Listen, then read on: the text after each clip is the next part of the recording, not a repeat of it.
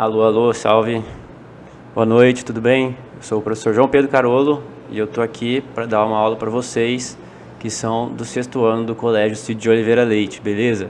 Por que que eu vou dar uma aula para vocês? É o seguinte, eu faço letras do Centro Universitário Barão de Mauá e o Barão de Mauá, junto com a CAPES e o Colégio Cid de Oliveira Leite, tá realizando esse projeto aí que se chama Residência Pedagógica, certo? Eu vou dar aula de língua portuguesa apenas e o projeto para o 6º ano conta com 4 relatórios.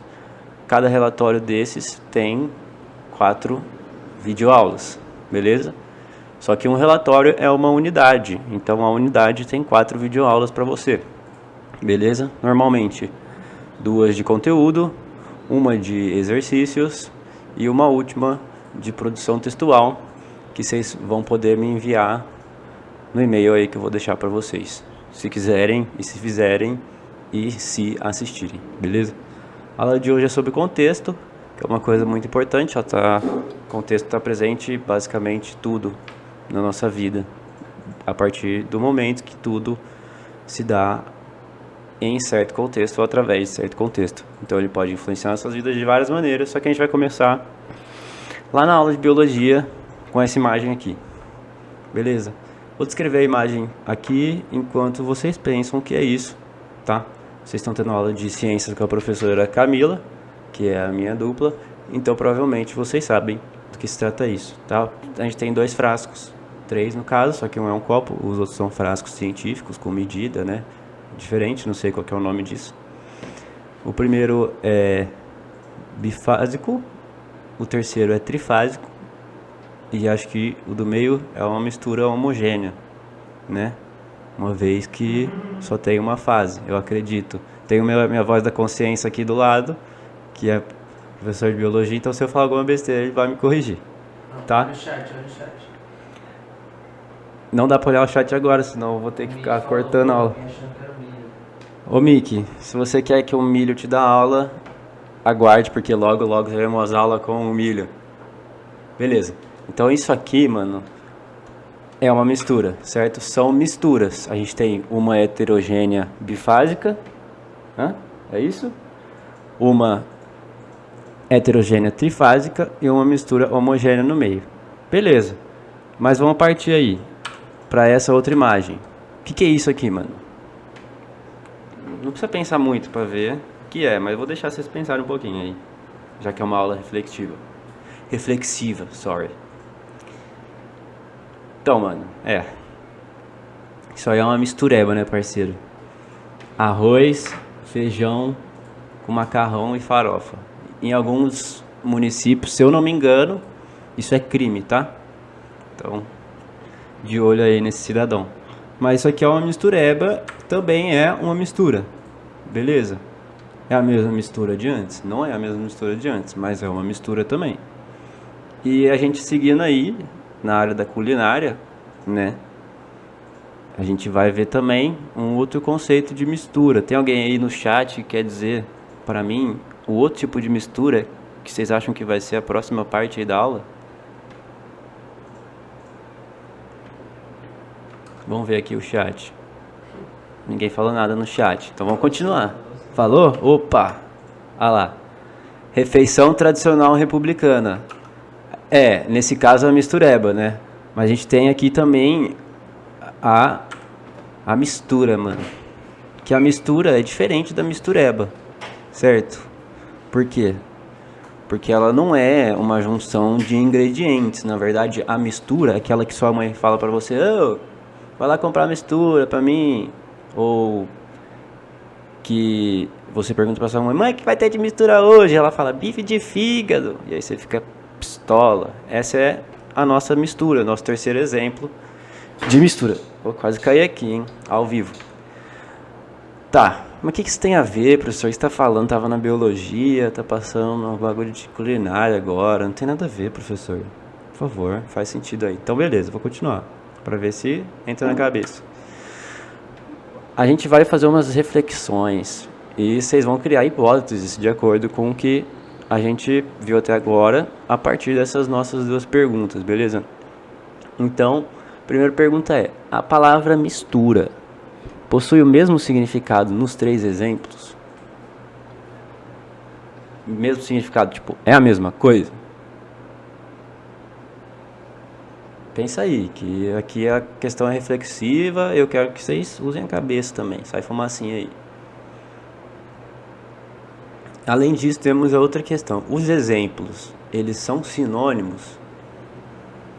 Então, 2 questões aí para vocês elaborarem, tá? Depois disso, a gente tira algumas conclusões para partir para o nosso conceito, beleza? É assim que vai funcionar essa aula. Eu sinto que estou sendo filmado aqui pela minha voz na consciência, mas são os efeitos da fama. Então, a palavra mistura possui o mesmo significado nos 3 exemplos? Se alguém achou óbvio, era um pouco óbvio. Não possui o mesmo significado nos 3 exemplos, apesar de ser a mesma palavra, né? Ora no singular, ora no plural, mas a mesma palavra. Por que eles não possuem o mesmo significado? Essa é uma outra reflexão que vem a partir da resposta da primeira. Tá?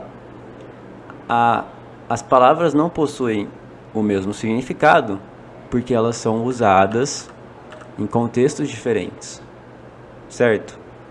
Então o contexto ele pode definir o significado da palavra ou às vezes da frase e até mesmo do texto, né? Não é uma questão que se aplica apenas às palavras, ela pode ser macro, pode se aplicar a tipos de textos mais extensos e influenciá-los também. Então aqui a gente tem o primeiro contexto, que é o contexto da aula de biologia, né, do estudo das substâncias. Nesse segundo contexto a gente tem uma relação mais informal, que pode acontecer, né, na mesa de qualquer pessoa, de misturar todos os ingredientes de maneira desordenada, que também é uma mistura ou uma mistureba. Isso pode ser também uma mistura de qualquer coisa, podem ser pessoas, né? Muitas pessoas em um lugar, o que é totalmente contraindicado agora, fica em casa, formam também uma mistura. Ou, no caso de pessoas, uma miscigenação. E tem o outro que também é da área da culinária, mas já é diferente da questão anterior, porque é algo mais específico, certo? Normalmente é a proteína do nosso prato, é aquilo que vem diferente do nosso tradicional arroz e feijão do dia a dia. E que a mistura também, todo mundo sabe, mistura não pode ser salada, a não ser que você seja vegetariano. Então, dados os nossos exemplos, as nossas perguntas, a segunda pergunta é, os exemplos são sinônimos? Também não são sinônimos, eu vou explicar por que agora. Beleza? 5Head explicação aí, ó. Deixa até uma imagem, porque eu sou muito inteirado dos memes da internet. Então, as nossas conclusões, a primeira é do contexto, né, da primeira pergunta. Então, vamos ler aqui a significação que eu coloquei. Contexto é um conjunto de palavras, frases ou o texto que precede ou se segue a determinada palavra, frase ou texto e que contribuem para o seu significado. Então, como a gente pode ver aí, o contexto, sendo aplicado micro nas palavras ou macro em outras formas de texto, ele serve para contribuir para o significado, tá? Então tem informações que necessariamente você precisa de contexto. Não adianta você chegar para alguém e contar só o resultado da fofoca e não contar a fofoca inteira, beleza? Então o contexto também é referente ao encadeamento do discurso, que é a maneira como eu elaboro as minhas palavras, as minhas frases, para que vocês entendam. E aí a gente tem a resposta da segunda questão através desse outro exemplo aqui. Então, o sinônimo é uma palavra de significado semelhante a outra e que pode, em alguns contextos, ser usada em seu lugar, sem alterar o significado da sentença. Então, o sinônimo, ele precisa ser outra palavra, certo? Então, como ali a gente tinha a mesma palavra, elas não são sinônimos, inclusive porque elas têm significados diferentes, né?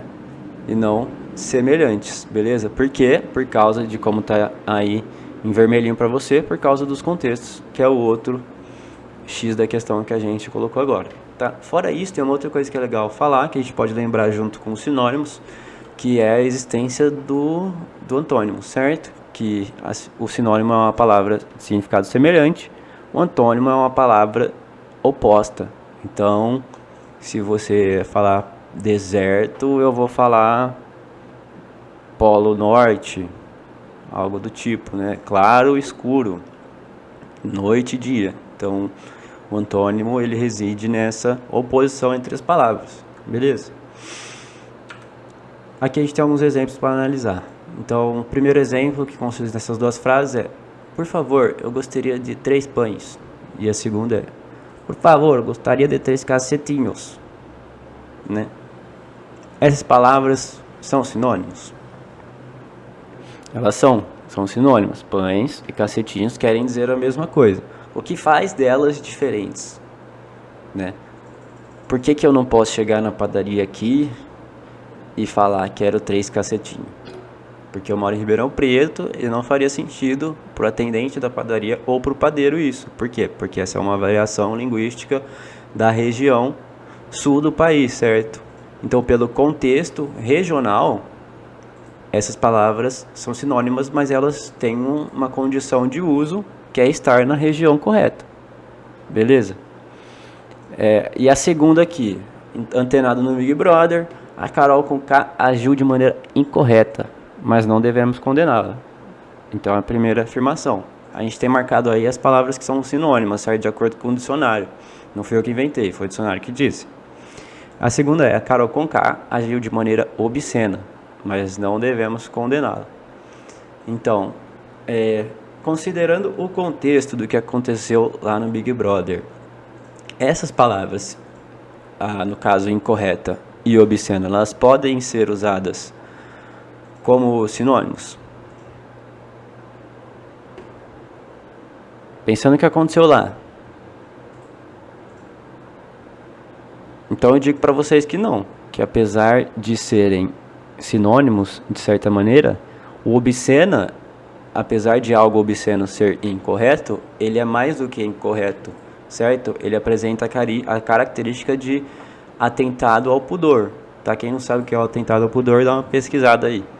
Então, se eu dizer que ela foi incorreta, beleza, porque ela foi mesmo, por isso que ela saiu com aquela rejeição. Mas eu dizer que ela foi obscena, eu estaria mentindo, apesar do significado ser semelhante. Então, por isso que a gente tem que tomar cuidado com o contexto quando a gente for escolher as palavras sinônimas. Então, não adianta você estar escrevendo uma redação e você só quer achar um sinônimo lá, você pega qualquer um dicionário. Às vezes você vai ter um significado completamente errado, tá? Essa é a importância do contexto no primeiro momento e seu conceito, beleza?